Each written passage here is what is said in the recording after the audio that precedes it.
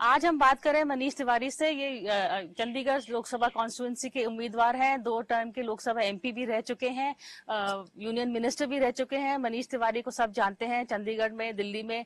मनीष जी, ये आपका चंडीगढ़ से लड़ना, इसके बारे में आपने ये सीट कैसे चुनी, और कांग्रेस पार्टी ने भी जो आपके ऊपर डिसाइड किया, क्योंकि और भी उम्मीदवार थे, उसके बारे में थोड़ा बताइए।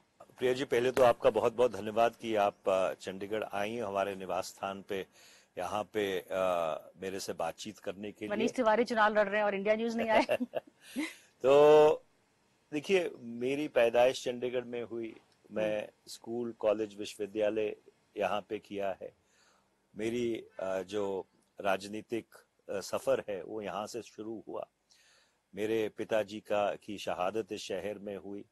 उनको आतंकवादियों ने 3 अप्रैल 1984 को शहीद कर दिया था। और हमारे परिवार का खून चंडीगढ़ की मिट्टी में मिला हुआ है, और इसलिए मेरा एक भावनात्मक लगाव है इस शहर के साथ। मेरे को पहले कांग्रेस पार्टी ने 2 बहुत ही महत्वपूर्ण जगह पर सेवा करने का और प्रतिनिधित्व करने का मौका दिया। लुधियाना, जहां बहुत सारा प्यार लोगों ने दिया। उसके बाद श्री आनंदपुर साहब, जो गुरुओं की, पीरों की, फकीरों की धरती है, एक बार फिर वहां पे भी बहुत प्यार और सत्कार लोगों ने दिया। और उसी धरती के आशीर्वाद से आज मैं अपने जन्मभूमि की सेवा करने के लिए आया हूं।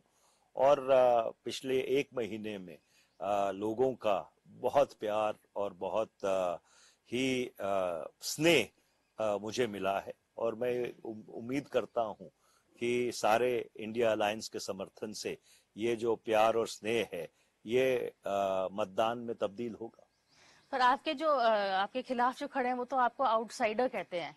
देखिए, ऐसा है कि चंडीगढ़ की जनता जानती है कि संजय टंडन को वोट देने का मतलब अनिल मसीह को वोट देना है, जिसने चंडीगढ़ में लोकतंत्र की हत्या की थी। और अगर उच्चतम न्यायालय दखल अंदाजी ना करता तो इन्होंने तो लोकतंत्र की हत्या करके उसका क्रियाक्रम कर ही दिया था। तो इसलिए चंडीगढ़ के लोग बहुत जागरूक हैं। और तो ही ये जो पैनिक दिखाई देता है कि जब हमने अपना नामांकन दाखिल किया, उसमें हजारों की तादाद में लोग उमड़ के आए। और अगर आप हमारे नामांकन के वीडियो देखें और श्री संजय टंडन के नामांकन के वीडियो देखें, तो वो तो अकेले एक ट्रक में घूम रहे थे और स्कूटर और मोटरसाइकिल भी उनको ओवरटेक कर रहे थे। और यहाँ पे जब हजारों की तादाद में लोग आए तो पूरी तरह से पैनिक है। और पिछले 10 साल में किरण खेर जी ने चंडीगढ़ के लिए, दुर्भाग्यपूर्ण बात है, कुछ नहीं किया। जितने 56 वायदे बीजेपी ने किए थे पिछले 2019 के उनके घोषणा पत्र में, एक भी वायदा पूरा नहीं हुआ है। और इसलिए चाहे गांव के लोग हों, चाहे कॉलोनीज में रहने वाले लोग हों, चाहे शहर में रहने वाले लोग हैं, सारे ही परेशान हैं। एक बड़ा इंटरेस्टिंग वर्ड आपने बनाया, धड़ताल, ये क्या है? नहीं, वो श्री संजय टंडन जी मुझे अपना धरातल दिखाने की कोशिश करते हैं। तो मैं उनको उस दिन धरातल दिखा रहा था जब हजारों की संख्या में लोग उमड़ के आए और उन्होंने हमारे नामांकन में हिस्सा लिया। आप हमें अंग्रेजी में नए नए शब्द सिखाते हैं, आप हमारे पास पंजाबी के भी वर्ड्स अब मनीष तिवारी सिखा रहे हैं। पर मनीष जी, ये बताइए, आप जब आपने ओथ लिया, सॉरी, जब आपने नॉमिनेशन किया, तो आप कॉन्स्टिट्यूशन की कॉपी भी लेके गए थे साथ में? देखिए, हमारी लड़ाई ये है कि 2024 इस देश का आखिरी चुनाव नहीं होना चाहिए। भारतीय जनता पार्टी इसको 1 पार्टी स्टेट में तब्दील करना चाहती है। भारतीय जनता पार्टी भारत के संविधान को खारिज करके, जो बाबा साहब डॉक्टर भीमराव अंबेडकर जी ने हमको दिया, अपना संविधान लागू करना चाहती है, जिसमें शायद ये मूलभूत अधिकार नहीं होंगे। इसलिए हम संविधान की 2 प्रतियां, एक अंग्रेजी में एक हिंदी में, अपने साथ लेके गए थे, लोगों को एक संदेश देने के लिए कि हम संविधान की रक्षा करने के लिए ये चुनाव लड़ रहे हैं। आप ये भी कहते हैं कि हाथ ने झाड़ू पकड़ लिया, तो ये कैसे चल रहा है दोनों का मिलन? क्योंकि कह रहे हैं दिल्ली में भी थोड़ी सी खींचातान हो रही है, यहाँ पर भी खींचतान हो रहा होगा। देखिए, जहां तक चंडीगढ़ का सवाल है, सारे इंडिया अलायंस के जो घटक दल हैं वो पूरी तरह से समन्वय बना के चल रहे हैं। और ये बिल्कुल सही बात है कि हाथ ने झाड़ू पकड़ रखा है चंडीगढ़ में। ये जो द्वेष की राजनीति है, ये जो सीबीआई, ईडी, इनकम टैक्स की राजनीति है, इसको पूरी तरह से समाप्त करने के लिए, और इसलिए ये बहुत जरूरी है कि पिछले 10 वर्ष में जो एक डर पैदा किया गया है इस मुल्क में कि हर व्यक्ति व्हाट्सएप के ऊपर बात करना पसंद करता है, फेस टाइम पे बात करना पसंद करता है, हर आदमी को ये लगता है कि सरकार मेरी बात सुन रही है, सरकार मेरे निजी मामलों में दखल दे रही है। ये जो डर का एक वातावरण बनाया गया है, इसको समाप्त करने के लिए हम लोग सब एकत्रित हुए हैं, और इसीलिए मैं कहता हूं कि हाथ ने झाड़ू पकड़ा है।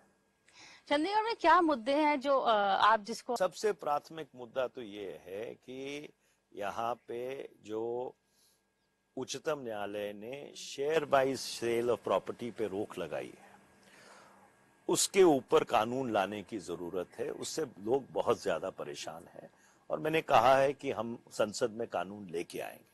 दूसरा, जो यहाँ पे रीसेटलमेंट कॉलोनीज है, वहां पे लोगों को अपने मकानों के मालिकाना हक दिलाने की जो मांग है, वो बड़ी देर से लंबित है। पिछले 10 साल में कुछ नहीं हुआ।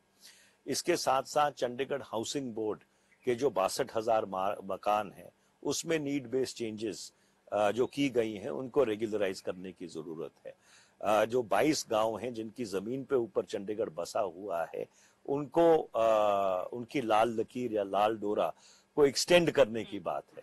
तो ये सारे मुद्दे हैं जो लोगों को बहुत उत्तेजित कर रहे हैं। पर सबसे ज्यादा महंगाई और बेरोजगारी, लोग तराही तराही कर रहे हैं, गृहिणी के आंसू बह रहे हैं, और इसलिए लोग बदलाव चाह रहे हैं। बीजेपी कहती है कि विमेन और जो विमेन का वोट है वो उनके लिए उनकी तरफ जाएगा, तो उसके बारे में आप कुछ क्या स्पेसिफिकली एड्रेस कर रहे हैं? देखिए, मैं तो जितनी महिलाओं से मिला हूं या औरतों से मिला हूं प्रचार के दौरान, वो तो सब क्या कहते हैं, इतनी त्रस्त हैं कि वो बोलते हैं कि घर का बजट बैलेंस करना मुश्किल हो गया है। 384 रुपए का सिलेंडर गैस का इन्होंने 1300 रुपए पे पहुंचा दिया। पेट्रोल और डीजल की जो कीमतें हैं आसमान छू रही हैं। जो रोजमर्रा की चीजें हैं, वो रोजमर्रा की चीजें खरीदनी मुश्किल हो गई हैं। तो पता नहीं कि इनको कहां से लगता है कि महिलाएं इनको वोट देंगी। जहां तक मेरा अंदाजा है कि महिलाएं सही में महंगाई से बहुत त्रस्त हैं। ये जो इंडिया का गठबंधन जो हो रहा है, तो राहुल गांधी को आप कैसे देख रहे हैं, कैसे उभर रहे हैं आपके नेता? देखिए, श्री राहुल गांधी ने जो 2 यात्राएं की हैं, भारत जोड़ो यात्रा और भारत न्याय यात्रा, उससे एक देश में नया रक्त संचार हुआ है, एक नई ऊर्जा आई है, और उनकी छवि भी एक बड़े प्रतिभाशाली नेता के रूप में उभर के आई है। तो वो इंडिया अलायंस को जोड़ने का, एक समन्वय बनाने का काम कर रहे हैं। अच्छा, आखिरी में थोड़े चंडीगढ़ और आपके कनेक्शन के बारे में थोड़ा और बताइए। आप यहाँ पे सुना है कि जब हम मॉर्निंग वॉक्स में भी जाते हैं तो काफी लोगों से परिचय है आपका। और देखिए, क्योंकि मैं स्कूल, कॉलेज, विश्वविद्यालय यहाँ से किया है, तो अपना बहुत सारे लोग ऐसे हैं जिनसे मेरा संबंध है। मेरे पिताजी पंजाब यूनिवर्सिटी चंडीगढ़ में पंजाबी के प्रोफेसर थे, नामजद सदस्य थे राज्यसभा के। उनका एक अपना इस शहर में योगदान रहा है। मेरी माताजी जो पीजीआई हॉस्पिटल है, और ये उत्तर भारत का सबसे बड़ा अस्पताल है, उसकी डीन रही हैं। उन्होंने 38 साल अपनी जिंदगी के लोगों की बतौर डॉक्टर सेवा करते बिताए हैं। तो एक उनकी भी प्रतिभा है, उनका भी आशीर्वाद है। तो इस सब को मिलाकर मैंने जैसे पहले कहा, बहुत प्रेम और स्नेह लोगों से मिल रहा है। पर आतंकवाद के बारे में थोड़ा, बिकॉज आपके फादर पहले one of the first victims है पंजाब में जब हुआ था, तो पंजाब बॉर्डर स्टेट है, तो उसकी अलग जरूरतें हैं, और आप फर्स्ट हैंड शायद जानते हैं। तो ये जो आतंकवाद की समस्या है,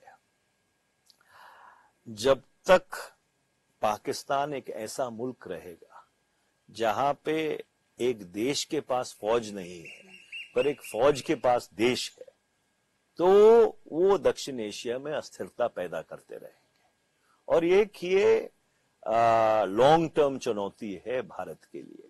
और जो उनका चीन से एक रिश्ता नाता है क्लाइंट स्टेट का, वो इस चीज को और ज्यादा, तो इसलिए जहां तक पंजाब और जम्मू कश्मीर का सवाल है, लोगों को एकत्रित रख के और जो लोगों में आपसी भाईचारा है, वो ही सबसे बड़ी इंश्योरेंस है कि भारत की एकता और अखंडता सुदृढ़ रहे।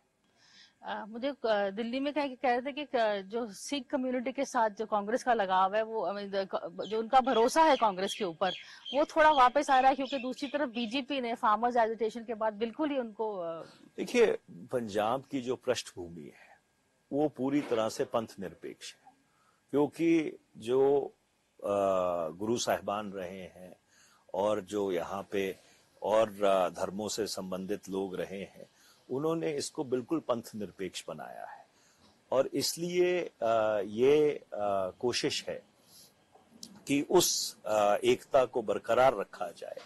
और पंजाब में कभी हिंदू और सिख का, और चंडीगढ़ भी क्योंकि उसी रीजन का एक्सटेंशन है, पंजाब में कभी भी हिंदू और सिख का फर्क नहीं रहा है, जिसको पंजाबी में कहते हैं 9 मास का साथ रहा। ठीक, आखिर में आपकी बेटी भी मदद कर रही है आपके कैंपेन में? दिस इज देखिए, वो वकील है पेशे से, और अच्छा। तो उसको दिलचस्पी थी कि वो आके मदद करे, और मुझे लगता है शायद मेरे से बेहतर प्रचार कर रही हैं। अच्छा, वकालत से politics, why not. But Manish ji, thank you, आपने India news thank you, news से बात की। Thank you so much.